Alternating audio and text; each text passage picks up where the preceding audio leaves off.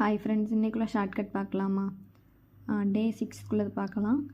களை கட்டுதல். களை கட்டுதல்னால் அழகு பொழிதல். அதாவது ஒரு ஃபங்க்ஷன் மூணுனா நம்ம என்ன செய்வோம்? களை கட்டின மாதிரி அழகாக செம்மையாக போவோமா, அந்த மாதிரி. ரெண்டாவது ஒன்று களை வாங்குதல். களை வாங்குதல்னால் அழகு குறைதல்.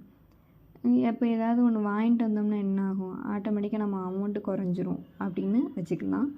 3 கண்ணை மாறுதல். விளையாட்டில் பக்கம் மாதிரி ஆடுதல். இப்போ விளையாட்டில் நம்ம ஃபோக்கஸ் பண்ணோம்னா நம்ம கண் ஒரு இடத்துல நிற்குமா? மாறி மாறி தானே போகும், அந்த மாதிரி. 4 கண்ணை பிரித்தல். விளையாட்டில் இரு சுற்றி வகுத்தல். இதில் பிரித்தலும் வகுத்தலும் எடுத்துக்கலாம். அதான் ஷார்ட்கட்டாக வச்சுக்கிடணும். ஒரு நம்பரை வகுக்கணும்னா அதை பிரிக்கணும் அப்படி. 5 கன்னி போர்.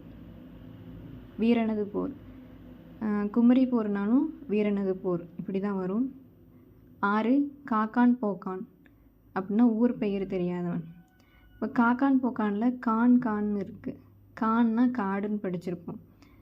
அவன் காட்டில் வாழ்வான். அவன்கிட்ட போய் ஊர் பெயர் கேட்டால் அவனுக்கு என்ன செய்யும்? தெரியாதுல்ல. கரெக்டாக வந்துடும்.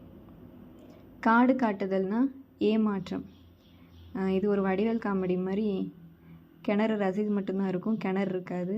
அது மாதிரி ஏமாற்றமாக போய் முடிஞ்சிடும். காட்டி கொடுத்தல்னால் கற்றுக் கொடுத்தல். காட்டி கொடுத்ததில் நிறைய இது இருக்குது. இதில் என்னென்னா காட்டி கொடுக்குறதையும் ஒன்று கற்றுக் கொடுக்குறாங்க அப்படின்னு இருக்குது. காலமல்லா காலம் அப்படின்னா அகாலம். காலமல்லா காலம் அகாலங்கிறது அது ஒரு காலம் அப்படின்னு வச்சுக்கலாம். காலோடி கையோடி அப்படின்னா தொழிலற்று திரிவன். காலும் ஒடிஞ்சிருச்சு கையும் ஒடிஞ்சிருச்சுன்னா அவனுக்கு யாராவது வேலை கொடுப்பாங்களா? இல்லை, அவன் தொழிலற்று தானே தெரியுமா? அவ்வளோதான். இன்றைக்கான உங்களுக்கு ஒரு கொஸ்டின், குமரி போர். கமெண்டில் ஆன்சர் பண்ணுங்கள்.